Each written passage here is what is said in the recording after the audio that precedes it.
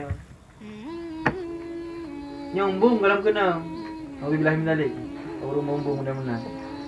Alah, jangan corona mati sih itu. Balik itu. Jangan corona mati dengan corona. Nanti balik. Mana tawakal? Makna tawakal meyakini bala itu Allah yang turunkan. Tugas kita berupaya semaksimal mungkin menghindari, mengikuti apa yang memang telah dianjurkan oleh mereka yang lebih mengerti. A'udzubillahi minasyaitonirrajim. Bismillahirrahmanirrahim.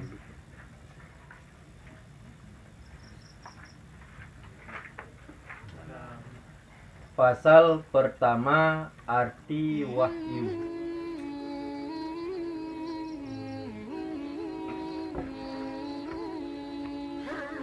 Menurut bahasa, arti wahyu itu ialah tanda yang cepat, pemberitahuan dengan sembunyi, atau berita dalam rahasia.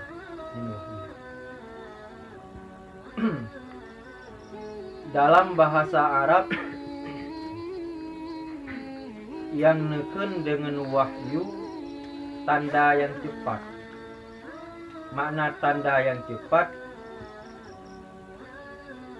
saboh-saboh tanda yang untuk mengerti pada tanda tersebut nyo cepat dipahami oleh mereka yang dituju.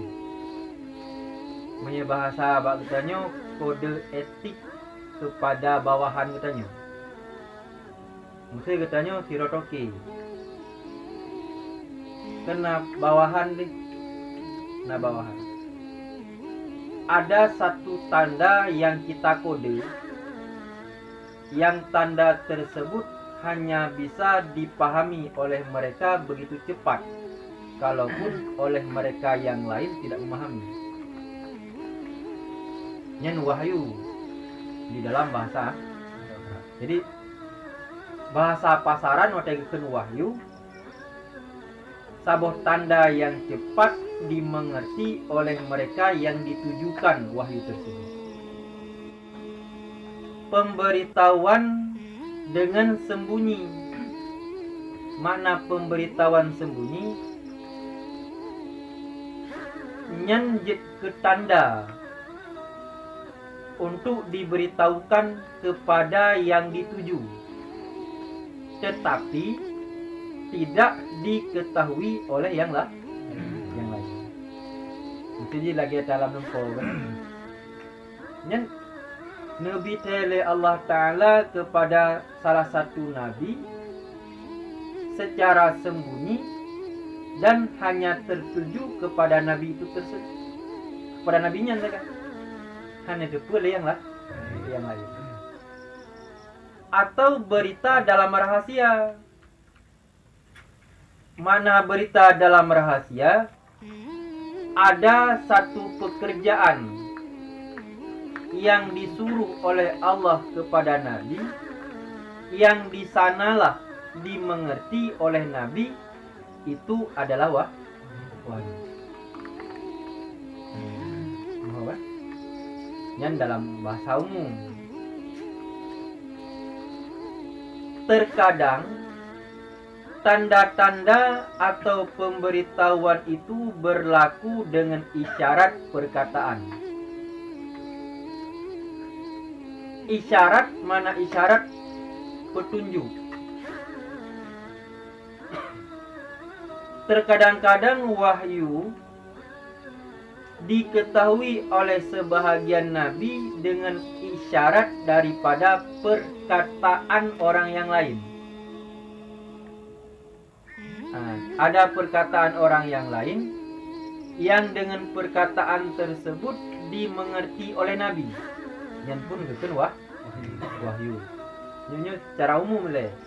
Cara umum. Dengan suara yang tidak berbentak-bentak kata. Ada kalanya dengan tanda anggota badan, dan ada juga dengan tulisan.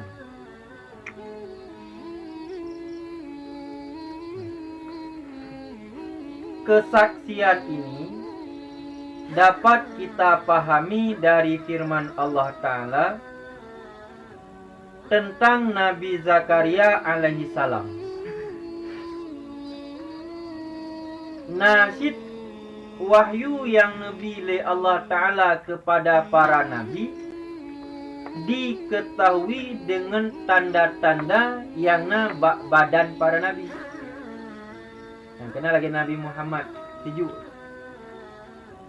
yang nabak nabi.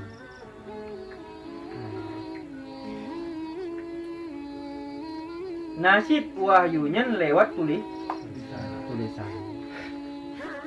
Kebukti wahyu yang nabi Allah Ta'ala kepada Nabi Zakaria, fa kharaja ala qaumihi minal mihrabi fa auha ilaihim an sabbihu bukrata wa asila. Surat Al-Maryam ayat yang ke-11. Artinya, maka Zakaria keluar kepada kaumnya dari mihrab. Makna mihrab nya tempat bermunajat, beribadah para nabi. Dari mihrab tempat sembunyinya.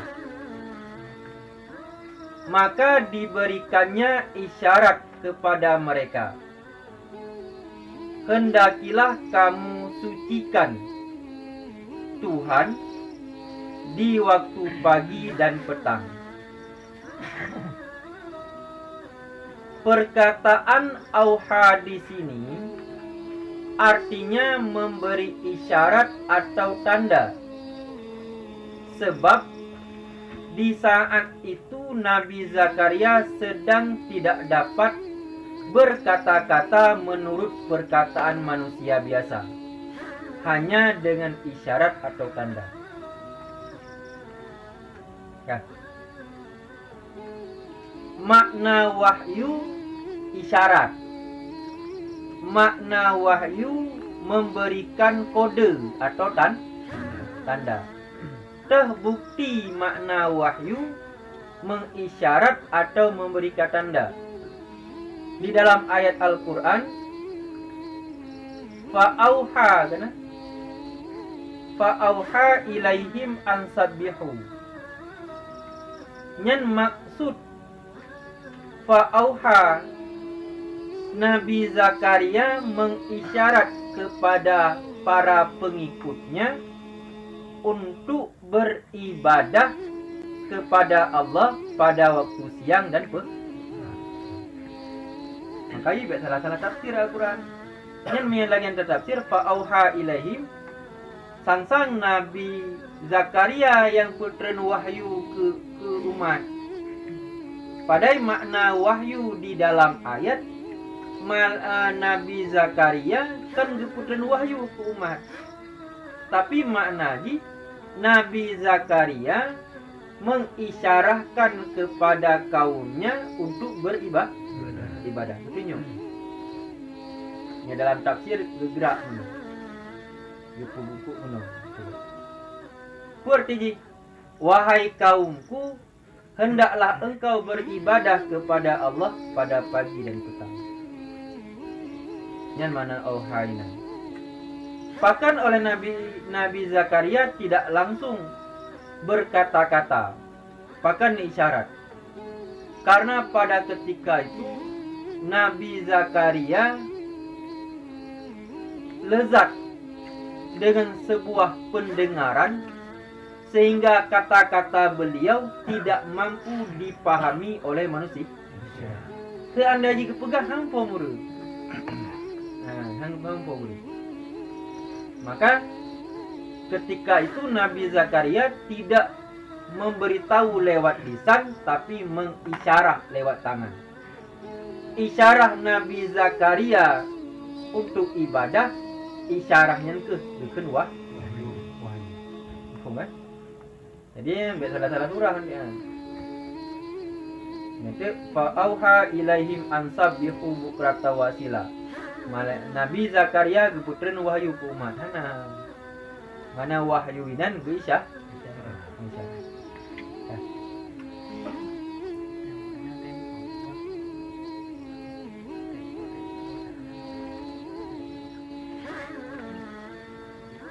Yang dimaksudkan dengan tanda, karena dalam ayat mana? Dalam ayat Nabi Zakaria mengisyarah, memberikan tanda kepada para pengikut. Yang dimaksudkan dengan tanda atau rahasia yang cepat itu ialah pemberitahuan itu diterimanya di dalam hati seseorang dengan lekas, dengan tidak berpikir atau merancang lebih dahulu. Makna wahyu berikut menurut tanda yang cepat. Makna tanda yang cepat, dikala seorang nabi menerima wahyu dari Allah, langsung diterima oleh hati dan tidak harus berpikir apa yang harus dikerjakan. Langsung mupom je. Menerima wahyu, langsung nemupom dan dikerjakan. Yang makna tanda yang cepat. Yang kedua kan asyik terus je. Ui tu. Je mupom dia. Macam payang. Tapi yang nama wahyu, dikala diterima oleh para nabi, dibenarkan oleh hati tanpa harus berpikir, mereka langsung mengerjakan. Namanya wahyu.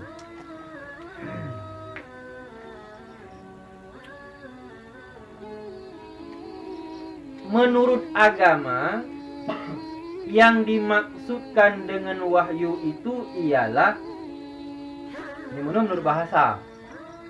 Wahyu menurut bahasa. Makna wahyu menurut agama ialah kabaran sunyi. Kabaran sunyi. Mana kabaran sunyi hanya tertuju kepada satu orang. Yang mana sunyi? Yang diterima oleh nabi-nabi atau rasul-rasul dari Allah Subhanahu wa taala. Artinya kabaran itu hanya tertuju kepada satu orang, tidak diketahui, tidak dipahami oleh yang lain. Menan putran wahyu ke Nabi Isa, yang setelah dikabarkan oleh Nabi Isa baru yang inter. Kan? Yang mana mana wahyu? Pasal kedua, wahyu dengan arti ilham. Ini dilikut makna wahyu, kabaran sunyi yang diterima oleh Nabi. Jino pernah tak dengar ilham.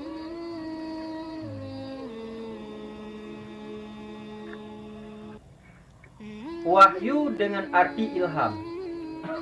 Karena ilham dari Allah Ta'ala. Karena buka pintu hati dari Allah Ta'ala. Karena ilham dari Allah Ta'ala sehingga karena turi terbut yang ged, terbut yang hana ged. Sering dah gengkut. Cuma apakah makna ilham itu? Layakkah dan pantaskah kita yang bukan golongan Nabi, golongan Rasul, dikatakan mendapat ilham? Menyaikna jamun. Ilham itu artinya suatu perasaan yang diyakinkan oleh jiwa dan membawanya kepada suatu tuntutan dengan tiada ada kesadaran dari mana datangnya perasaan itu. Dan ilham. Yang didukung dengan ilham, sebuah perasaan yang dipeyakin jiwa satu perasaan yang dapat meyakinkan jiwa seseorang, yang dengan perasaan itu membawa kepada satu tuntutan dengan tidak ada kesadaran dari mana datangnya perasaan itu. Dengan tak duduk, tidak duduk. Tiba-tiba datang satu perasaan yang dengan perasaan itu membawaki jiwa untuk melakukan sebuah tuntutan agamanya ilham. Ini contoh Mama Haji. Umpama ada seseorang yang memang antara ibadah dan ibadah masih 50-50. Antara maksiat dengan nggak maksiat mentok 50-50. Tiba-tiba dalam satu ketika duduklah orang tersebut dan oleh hatinya meyakinkan sebuah perasaan untuk mengubah dirinya kepada yang lebih baik daripada yang baiknya ilham. Dan atanya kan karena tuntutan, atanya kan karena direka, atanya kan karena ada sesuatu yang memang memaksakan. Pagi duduk Mama Haji, saat duduk dikalan. Ketika melihat sesuatu, saat hati berubah, hati berubah sehingga oleh hati menginginkan yang terlebih baik daripada yang ilham. Maka ilham mana mesti bak Nabi.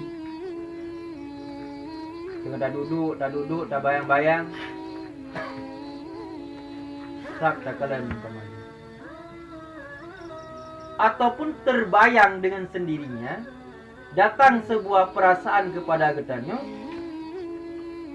yang atanya hana pernah terbayangkan sebelumnya, tidak ada yang mengajak. Tiba-tiba perasaan itu datang sendirinya dan mengubah pola hidup kita dari arah yang baik kepada yang terlebih baik, atau dari arah tempat itu kurang baik kepada tempat yang baik. Nah, ilham. Tak duduk Mama Haji. Ternyata benar apa yang diceritakan di dalam kitab, apa yang diceritakan di dalam hadis, apa yang ada di dalam Al-Quran, bahwasanya semua itu benar.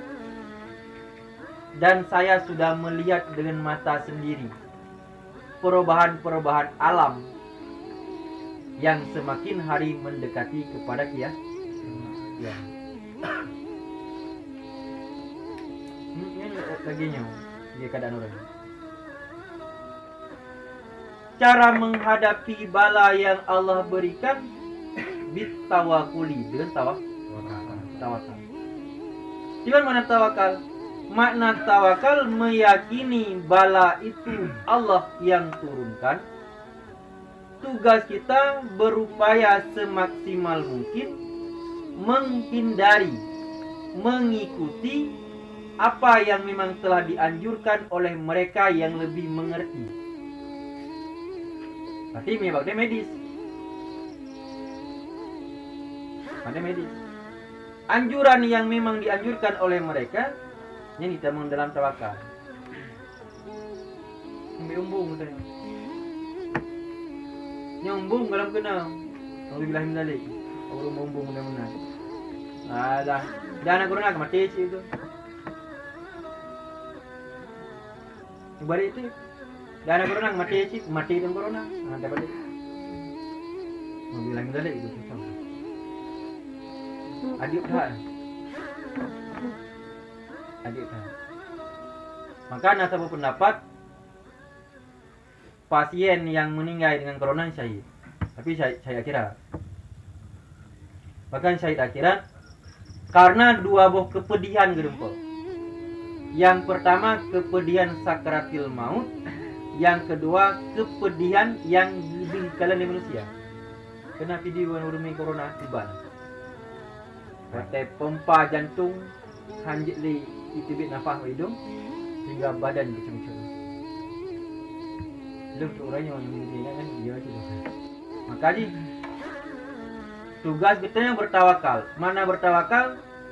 Tetap beribadah, tetap berdoa, membaca zikir dan sebagainya. Karena itu dari Allah, maka dekatilah kita kepada Allah. Yang memberikan virus, yang memberikan bala adalah Allah, maka dekatilah kepada Allah. Anjuran yang telah mereka buat, ikuti. Oh, seandainya enggak begitu perlu, maka lebih baik waspada. Baik, kadung cukup lagi. Kaya anak punya deh. Pang kena, pakai dia. Kena. Benar. Jangan laki Allah putra ilham gurunya mumpung. Maka khairul umuri awsatuha. Sebaik-baik urusan adalah pada pertengahan. Baik sampai panik dan baik sampai lay.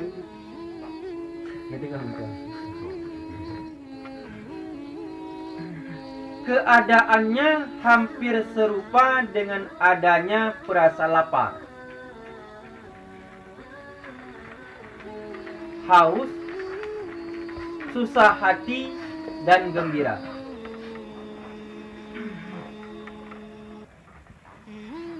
Perasaan orang yang mendapat ilham itu seperti orang yang haus dan lapar. Kenapa? Dikala kita lapar, dikala kita haus, susah hati dan sebagainya, nyen tetap imajinasi kitanya terfokuskan pada sesuatu yang sedang ketimpa untuk mencari jalan keluar. Kemudian urung ilham. Orang yang mendapatkan ilham kadang-kadang mereka tidak tahu apa yang sedang mereka hadapi, tiba-tiba datang sesuatu seakan-akan itu jalan keluar. Itu adalah solusi untuk menyelesaikan sebuah permasalahan yang mereka hadapi. Lagi kita yang dek, menyedek tajak ikut deh. Ini nabu. Megerak tajak ikut deh. Ini nak i. Susah dah ada. Nyo bak bulannya lung ja insyaallah bila memang lung bongkar permasalahan lung bak gonyan yang tinggal hadapi, insyaallah na jalan keluar na solusi. Benar dah. Yang tu. Menang kelak urang yang menempuh ilham dikala hati gonyan berbimbang susah terhadap sesuatu. Nyen mahang maku lagi urang maksiat. Walaupun preman sekalipun, tetap dalam hati mereka, bila terlahir dari manusia yang beriman, tetap ada benih iman. Dikala ada benih iman, maka bagaimanapun keadaan mereka, hati kecil mereka tetap goyang. Bagi mambung. Dong tayang mantan preman. Saya mantan preman di mana cek? Yang dicetak baru hidup nuku baru tunyo lum tobat. Lum baru tunyo lum tobat. Tahun 2017. Lum doa tumpu bu selamat lum beik lum tobat beik lum qada manum yang kalau lulus. Lum tayang watedro ne maksiat ke Allah Ta'ala, ne judi, ne zina dan sebagainya, pu yang na dalam hati tetap tu pulung akui nyambut salah nanti. Watai lelong Medina tetap ingat tungku walaupun untuk Medina lo. Watai lelong judi tungku tetap ingat yang judinya bu larang. Tapi jiwa long golong long ubah untuk ke hal yang lebih baik. Ternyata bak anak long yang ubut tungku yang jak TPA-nya long. Watai teng liane pak ayah nyoba peta. Hana long turi teh ba teh ta inalah malai hati dalam bertok bangentah nuri nyamban malai hati. Maka ilham Allah Ta'ala dikala Nabi li Allah Ta'ala hanya mesti daripada nasihat seorang ulama.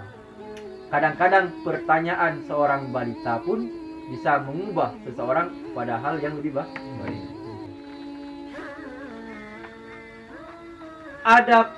Ada pula yang artikan bahwa ilham itu ialah suatu perasaan yang dimasukkan Tuhan ke dalam hati seseorang atau suatu makhluk. Ada sebagian ulama yang menafsirkan, mendefinisikan makna ilham, perasaan yang Allah masukkan ke dalam hati seseorang ataupun ke suatu makhluk. Makna ilham perasaan yang Allah putameng dalam hati hirara urang ataupun dalam hirara makhluk. Maka dikala Allah berkehendak, tidak ada yang mustahil.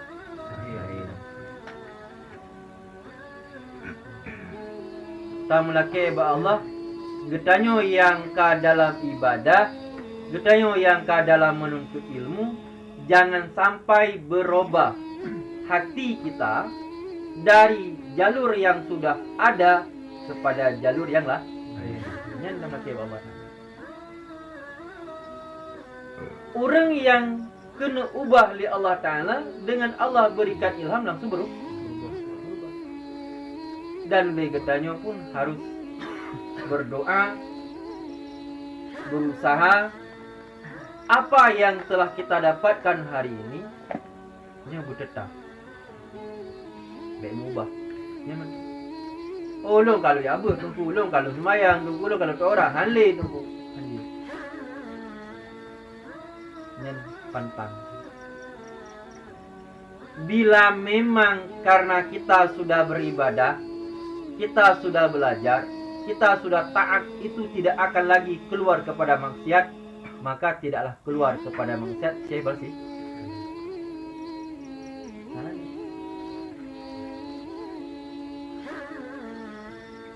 Ahli ibadah dikala ada satu kesombongan bisa berubah menjadi kepada jalur maksiat. Man sabat nabat. Siapa yang tetap maka tumbuh.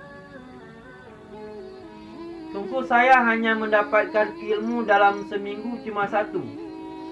Pertahankan walaupun satu yang kita dapatkan. Lebih baik mempertahankan yang ada ketimbang mencari sesuatu yang belum tentu ada. Kami jamu jino kan orang lebih galak mendengar daripada membaca. Katruk jamun ditulis di dalam kitab. Sayati zamanun, selagi akan datang suatu zaman, ummati la tahfat bi qiraati wa tasma bi sauti. Mereka lebih menyukai mendengar apa yang mereka sukai daripada membaca, padahal itu adalah syariat. Mungkin tak pakat dengan ceramah urang cukup ya dengan ceramah. Tapi tak pakat bet bak kitab dan kapayang. Hatruk. Maka apa yang Nabi janjikan semuanya telah tersampaikan. Gada yakin urang bak ata yang dia kala. kekuatan iman urang awai bak sesuatu yang handeh nekalan yang cukup tubai, cukup berayakin.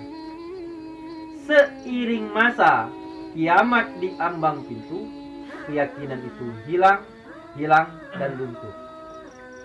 Sehingga kita hari ini lebih mempercayai apa yang nampak di hadapan mata, namun kadang-kadang kurang mempercayai apa yang memang tidak terlihat. Mesti terpegang. Dikala kita membaca satu huruf yang ada di dalam kitab dengan mendengar satu huruf yang mereka bicarakan, itu perbandingannya seperti orang yang ada di atas bukit dengan orang yang di bawah bukit. Menang gede. Kita dari mana? Padahal kepegat setiap kitab yang dikarangkan oleh ulama-ulama pengarang kitab, di akhir kitab ada doa. Yang menurut kita ada doa ujung. Ya Allah, berkatikanlah tulisanku dan berkatilah mereka yang membaca tulisan. Tetap ada doa. Maka secara tidak langsung, walaupun kita tidak berdoa, dengan semata-mata membaca, doa mereka ada untuk kita. Ada lagi yang artikan yang bermakna ilham. Suatu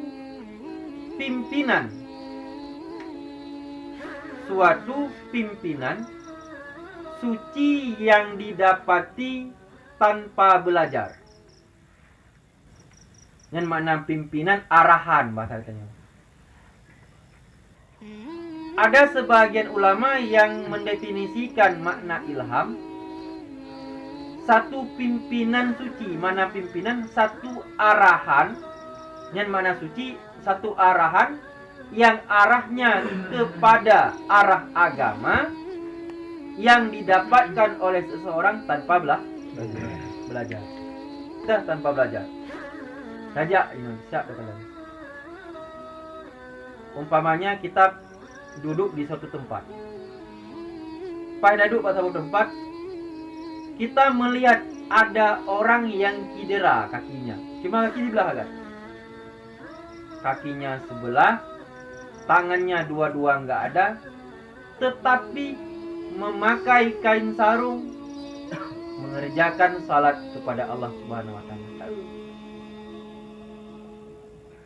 Sehingga timbul di dalam hati, ya Allah, mereka yang tidak punya dua tangan, mereka yang hanya punya satu kaki, tapi taat beribadah kepadamu. Aku yang begitu sempurna Engkau berikan, semua tidak ada kurang satupun padaku, tapi ibadahku masih terkalahkan oleh ibadahnya. Angkanya dekat ya. Ilham. Arah yang suci. Mana arah yang suci? Arah yang mengarahkan kehidupan kita kepada jalan agama tanpa diajarkan oleh seseorang, tetapi lewat penglihatan. Yang jujur, selamat tidur teman-teman. Alhamdulillah kita sempurna memandung. Kaki, jaro, mata, gelim, babah sempurna. Dikala kita melihat orang yang cedera beribadah, apa yang ada dalam hati kita, itulah kita.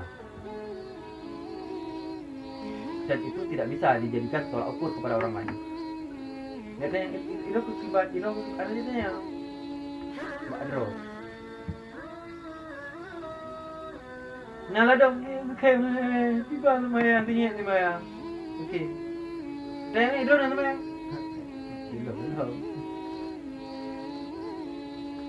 Kakinya yang pincang sehingga keadaan salatnya yang tidak begitu sempurna gerakan ditertawakan oleh seseorang yang sempurna. Nyen padai lebih berokoknya. Maka nilai itu diri kita sendiri yang lebih pandai di dalam ini. Dan Mbak Drod. di dalam Al-Quran ada kalanya perkataan wahyu itu dipakai buat arti ilham betul-betul. Ada juga di dalam Al-Quran kalimat-kalimat wahyu, tetapi dikala ditafsirkan bukan makna wahyu, tapi maknanya ilham. Contoh, seperti ilham yang diberikan kepada ibu Nabi Musa buat tetap menyusui dan memelihara anaknya. Tetapi kalau takut akan dibunuh oleh Fir'aun, maka bolehlah dicampakkannya di Sungai Nil, sebagaimana diterangkan di dalam firman Allah Subhanahu wa taala, wa auhayna ila ummi Musa an ardi'ihi fa idza khifti alaihi fa alqihi fil yammi wa la takhafi wa la tahzani inna radduhu ilaiki wa ja'iluhu minal mursalin. Surat Al-Qisas ayat 7. Nyen yang perlegetannya kena ayat wa auhayna. Di dalam terjemahan diterjemah dengan Allah mewahyukan kepada mama Nabi Musa. Ibu Nabi Musa bukan nabi. Kalau bukan nabi, maka bukan wahyu. Boleh arah wahyu kepada nabi atau rasul. Dikala ada kalimat wahyu, arahnya bukan kepada nabi, arahnya bukan kepada rasul, maka kalimat itu harus dialihkan maknanya. Makna wahyu di situ bukan wahyu, tapi ilham. Bahkan ilham, karena ibu daripada Nabi Musa bukanlah nabi. Sekian arti. Artinya, dan kami wahyukan kepada ibu Musa bahwa susuilah dia. Tetapi apabila engkau khawatir bahaya atasnya, maka campakkanlah dia di sungai itu. Dan janganlah engkau takut, dan janganlah engkau duka cita. Sesungguhnya kami akan mengembalikannya kepadamu, dan kami jadikan dia salah seorang daripada rasul-rasul. Jadi wahyu yang diterangkan dalam ayat tadi bukan wahyu kenabian atau kerasulan, tapi wahyu ilham.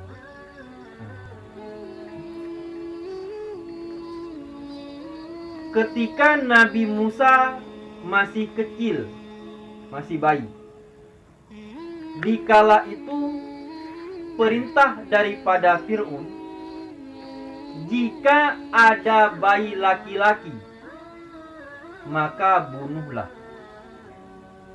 Yang perintah Fir'aun. Karena ada seorang, ini bahasa katanya perkenan ajudan. Ada seorang yang dipercayakan oleh Fir'aun. Pada ketika itu beliau bermimpi dan menyampaikan mimpi tersebut kepada Fir'aun. Wahai Fir'aun, bahwasanya akan terlahir seorang bayi laki-laki yang nantinya dia akan merusak semua kerajaanmu dan akan mentenggelamkan mahkota yang ada padamu. Ketika itu Fir'aun meminta kepada pengawal kerajaan, bahasa gede untuk survei. jika ada bayi laki-laki yang terlahir maka bunuh. Dan pisahkan antara suami dan istri agar mereka tidak sempat berhubungan badan. Tapi dengan ilham Allah Ta'ala, ayah dan ibu Nabi Musa dalam satu tafsir sempat berhubungan badan dan ibu Nabi Musa hamil. Ketika bergejolak pembunuhan bayi laki-laki di kala itu, ibu Nabi Musa merasa khawatir akan bayinya akan dibunuh oleh tentara-tentara Fir'aun. Namun Allah mewahyukan. Maka makna wahyu di situ bukan wahyu, tapi ilham. Allah mewahyukan kepada ibu Nabi Musa, susuilah dia. Jangan ada sedikit pun rasa khawatir. Dan seandainya engkau takut akan dibunuh, maka letakkan bayi itu di dalam sungai Nil. Nanti akan kami pertemukan kembali denganmu dan akan kami jadikan dia seorang rasul. Maka hikmah di dalam ayat tersebut, hikmah di